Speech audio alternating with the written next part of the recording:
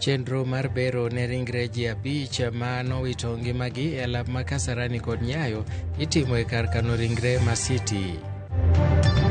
Members of staff at the Technical University of Kenya shall not be on duty. Jotije mbalariany ma TUK ochako ayanga ng'anyo margi kawuono ka gidwaro ni mondo oketie tim winjruok mar dok e tich.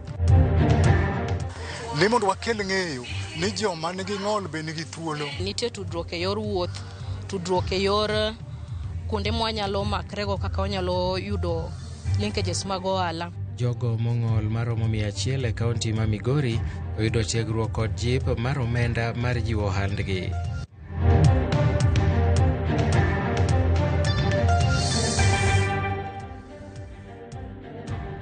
Machiegni weche manyien makagi kacha nyinga Milton Ochieng. Jo Kenya mawuok e tunge mopogore opogore pacho ka dhi mbele gi paro mosenindo Prime Minister machon Raila Odinga kaluwore gi gik mopogore opogore manotimo ne piny Kenya kod jopiny. Maeri biro mana odiechienge 2 kende tok hik mare Jumapil e gwenge ma Bondo e kaunti ma Siaya. Wawinjane kaka jo Kenya ne loso ewi Raila Odinga. Raila kwa mambo mengi aliyofanya Kenya hii. Ya kwanza ni kurekebisha katiba ya Kenya kwa sababu mbeleni ulikuwa unaongea na unashikwa na ingia jela. Lakini wakati Raila ameanza mambo ya siasa, aliweza kusaidia Kenya mambo mengi sana. Kama ingekuwa Raila mimi singekuwa MCA kwa sababu hiyo katiba ametengeneza, yeye ndiye alitetea hiyo katiba ikatengenezwa, wakaanza ile kitu inaitwa MCA. Mimi singekuwa MCA kama ingekuwa Raila. Mambo ya katiba ilitengenezwa, mambo ya county zikaanza. Ukiangalia sasa hivi watu walikuwa nakataa wengi. Hata mimi nilikuwa mmoja wao, nilikuwa nakataa kwa sababu nilikuwa na mrengo wa Ruto. Mambo kama ambaye alitoka ya Gen Z juzi ni mtu ambaye hakuwa anataka nchi ya Kenya iungue ama iwake moto. Ni mtu ukimwangalia mtazamo wa Raila ni hata akishindwa ni mtu mwenye alikuwa anataka nchi iwe na amani. Ya pili ni kwamba ni mtu ambaye tukiangalia sasa kuna vitu ambaye inaendelea katika social media ambaye sasa ni kama ni uhuru kwa watu wa social media ambaye haikuwa wakati wa enzi za zile za kitambo. Ukiangalia sasa watu wanaweza tusi hata rais venye wanataka, ni kwa sababu Raila Odinga aliweza kupigania hiyo uhuru ya vyombo. Chochote alikuwa anasema kwa niaba ya wananchi, na kile alipokuwa alisema ilikuwa kitu ya maana kwa wananchi. Na hii alianza kabla hata yeye kuingia kwa bunge. Tunajua yeye aliumizwa sana, akawa detained. Kutoka kwa detention ni mtu hakukuwa na hasira kwa sababu alikuwa detained. Namkumbuka Raila Odinga wakati alisema conservation ya Mau Forest ikonsafiwe. Na nakumbuka wakisema hata kama ataenda kuchoma mandasi Kibera aenda achome, lakini Mau isefiwe. Hata wakati huu karibu sana ambayo kuna watu wamekuwa infected kwa Mau Forest ambayo walikuwa wananyang'anywa mashamba yao, Raila aliweza kusimama na sisi na akakuja mpaka akawatembelea watu wa Olokurto huko ndani, akatuletea mabati, akatuletea mablanketi. Sasa hivi wakati amekufa ndio unaanza kusikia alifanyiwa hivi, angekuwa rais angekufa wakati yako kwenye kiti. So nasema tu tutamkumbuka kwa sababu alikuwa anatutetea sisi kama wananchi na tunampenda sana. Raila tutamkumbuka wakati akiingia kwa podium, utasikia Raila kwanza anaanza kusema aya Yoganyana muntie. Sasa nitakumbuka hiyo sauti ya itapotea hadi wakati nitakapokufa. Duond bura mar United Green Movement Party osingo mari oreko jo Kenya mamoko e dhi e doho kendo kwedo chike 8 manyiso ne jatend piny Kenya William Ruto chweko ke okinyi manolande tho mar Prime Minister machon Raila Odinga. Kanoloso gi jofwambo, ogai mar duond burano David Maraga oseotend William Ruto mowacho ni dwaro duoko piny Kenya kama ne Raila Odinga osekedo mogole. Maraga olero ni moko kuom chikego kamoting'o mano mar uso kembe piny owacho kaachiel kod mano mar arita e mbui ma pacho ka sirikal chano mar tiyo godo mar sando jopiny gi wang' teko. Maraga bende oseyo Ruto kuom dwaro uso kembe mag sirikal ne en owuon kendo weyo ka sirikal oteng're tok tieko loch mare. Wanataka kufunga midomo yetu tusije tukazungumuze yale ambao tunaona yanaendelea. Wanataka kuuza mali ya wa Kenya kiolela, na mwishowe muangalie vizuri hayo mali hayatauzwa kwa watu wa mbali, ni wao watajiuzia wao wenyewe na wala ambao ni wasaidizi wao. Kwa hivyo ni kusema ya kwamba serikali ya Ruto inataka kujiuzia mali ya Kenya wao wenyewe na marafiki zao, na hiyo hatuwezi kubali kabisa. Jopuonj kod jotije mag mbalariany ma Technical University of Kenya maromo 40 oseyudo barupe matamogi nyono mbalariany no kaluwore kod ng'anyo mane gichako ayanga odiechieng' ma kawuono. Chakre dwe mar 9 higa mokalo, jopuonj kod jotije mag mbalariany ma TUK osebedo ka ng'anyo diriyo ka koro maeri en mar adek, kaka Judith Omondi leronwa. Moko kuom gigo ma gidwaro mondo ketie tim moriwo chudo mar osara, hola mag bengi, okumba mar thieth, kaachiel gi gope mag ogirimiti ma higa 2013 nyaka 2017 ma biro e kinde ma mbalariany ma piny owacho e pacho ka mangima bende pod nie ng'anyo kendo rito dok e doho tarik 29 dweni. E odiechieng' ma 150 mar ng'anyo mar jopuonj kod jotije mbalariany duto mag piny owacho ma pacho ka, kawuono jotije kod jopuonj mag mbalariany ma Technical University of Kenya bende ochako ayanga ng'anyo ne tend mbalariany no e wi weche magikoni otamo telo mar TUK keto kare kuom higni ma odhuro. Moko kuom gik ma riwruoge mag UASU kod KUSU bade ma TUK yuago riwo deko mar osara yare dwe mar 7 higani, gope mag ogirimiti ma higa 2013-2017 manochuowie kogno higa mar 2019, kaachiel gi gope mag bengi kod mag kungo e kind mamoko. We have started our industrial action. Members of staff at the Technical University of Kenya shall not be on duty until all the items in the strike notice are undressed. We shall remain on strike for so long as it takes. It is very embarrassing that a professor can be paid a quarter salary. Motelo ne chakruok mar ng'anyo ni, maromo jotije kod jopuonj 40 oseyudo barupe madino ne gidonjo e mbalariany ma TUK, gino magikoni ok dhi duong'o chunygi e kedo ne ratiro maggi. An employer who cannot pay your salary, the best thing that he or she can do is to close you outside the place of work. We are, I think, around 40 members of staff. And we have information that they are still collecting names around. If you are so efficient in interdicting, why will you not be efficient in paying our full salaries? Why will you not be efficient in paying our bank loans? Why will you not be efficient in paying our statutory deductions? We want the same efficiency in addressing our labor rights. Ewi ng'anyo ma pacho ka mangima mag mbalariany ma osebedo ka dhi nyime, tich adek ma okalo ne gichopi e nyim doho, kaachiel kod migawo mar somo, ka ne ogol chik mondo mi gilos komiti ma owinjo twak kendo kel winjruok ma owinjo gidog go e doho tarik 29 dweni. Kata kamano, poni winjruok ok obedo, tarik 11 dwe mar 12 doho biro chiwo ng'eto ma ogik ewi ng'anyo ni. The judge gave directions.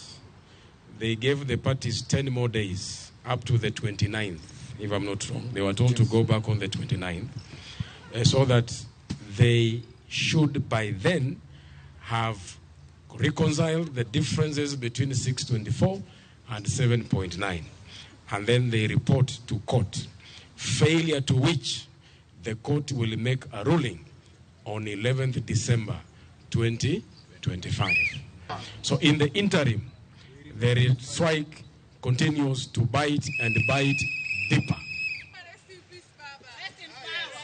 Gichakruok mar ng'anyo mar jopuonj kod jotije mag mbalariany ma Technical University of Kenya odiechieng' ma kawuono nyisore ayanga ni kamoro somo bibedo higani e mbalariany duto mag piny owacho ma pacho ka, kaluwore bende gi ng'anyo mar riwruok mar UASU kaachiel kod KUSU madhi mbele pacho ka. Judith Omondi, Ramogi TV, Nairobi. Gavana ma Busia Paul Otuoma ochiwo siem mager ne senators manokuodo wiye romo mar Senate mashinani manobagi e County Assembly makono e chak mar dweni. Otuoma nosiemo mager ahinya to Senator ma Homa Bay Moses Kajwang' mowacho ni nokuodo wiye lela kuom miye penjo moko ma ok ochomo yo kendo ma ok omakore gi jodak ma kaunti ma Busia. Otuoma mane nigi ich wang' owacho ni weche mag senators go ok dhi buoge kata matin, kowacho ni ok ginyal chune gi chulo gope manoyudo manobedo e bwo gavana machon Sospeter Ojamong.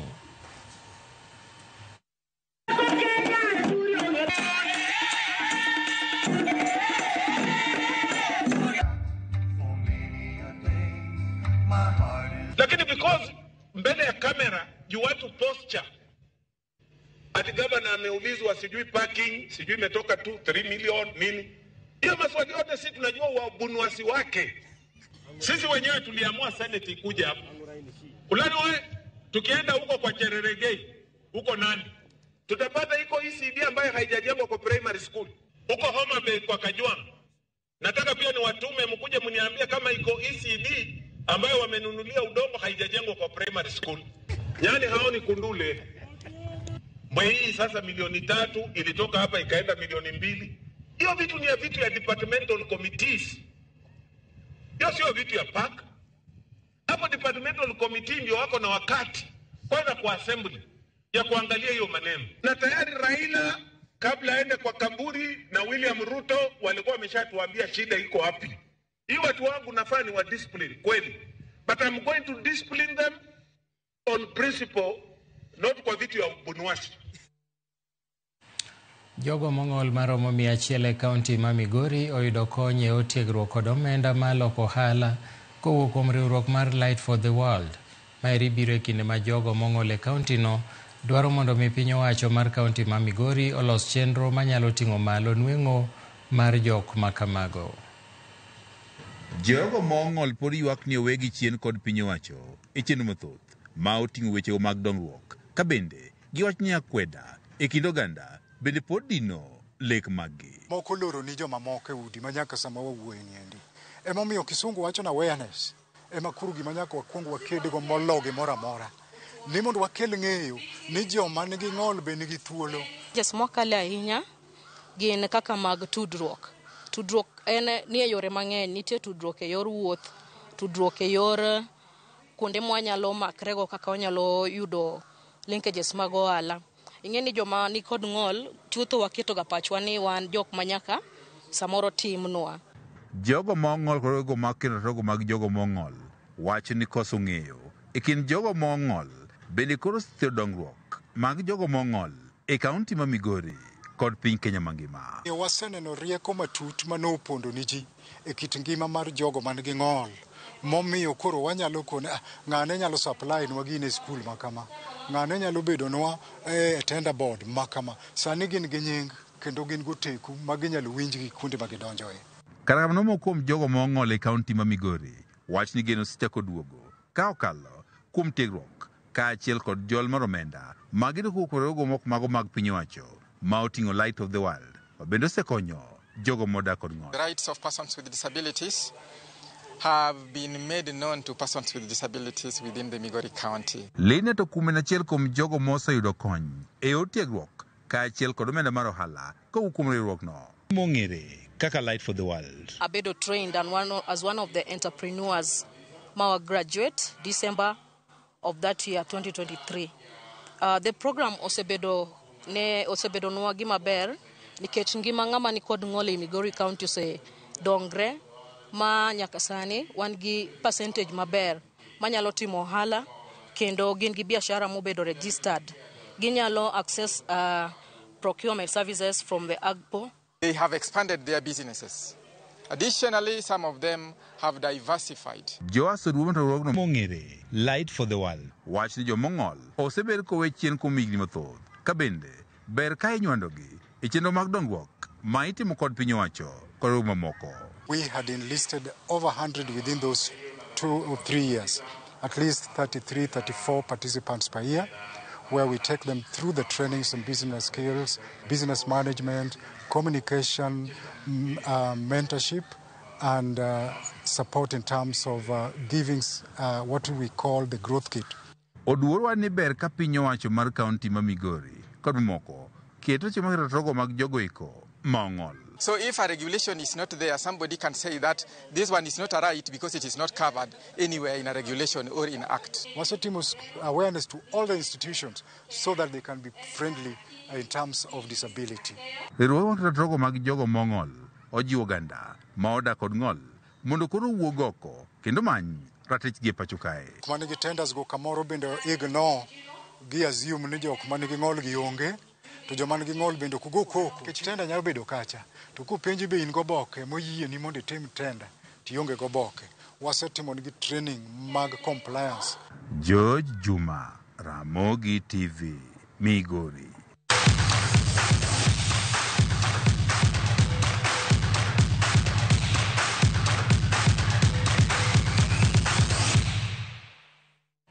Klab mar FC Dynamo e joloch mag tuke mag Mashujaa higa 2025 tok lo klab mar FC Leopards Youth gol 1-0 ne alap ma Idhokwe. Jatugo Enock Ouma emanoloyo golno makende ne klab no ero matuge lig mar division mokwongo, gol manoloyo picha choma tiel 12 e dakika mar 5. FC Dynamo tok yudo loch e finals nomiyo omenda maromo $500,000 eka FC Leopards Youth nodhi dala 300,000. E sechego tim ma jotugo manigi ng'ol mawuok Makueni ujenge ground itatuleta pamoja, pia italeta pia maplayer wenyewe na grow, pia italeta pamoja pia na pia kwa sisi itatusaidia pia katika mechi zetu. Tunashukuru kwa sababu organizers wa serikali kuu wamekuwa wakidhibiti na kutupatia nafasi kama City Volleyball sana sana kusensitize, kuonyesha mchezo na zaidi ya yote kuonyesha kwamba mlemavu ako na talanta na akipewa nafasi anaweza njimudu, na vile umeona ni kwamba mchezo ni mzuri.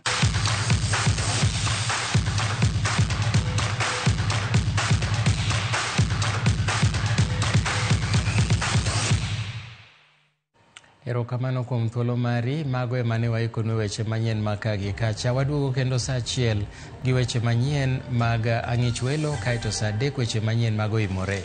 Nyinga Milton Ochieng, oriti masani.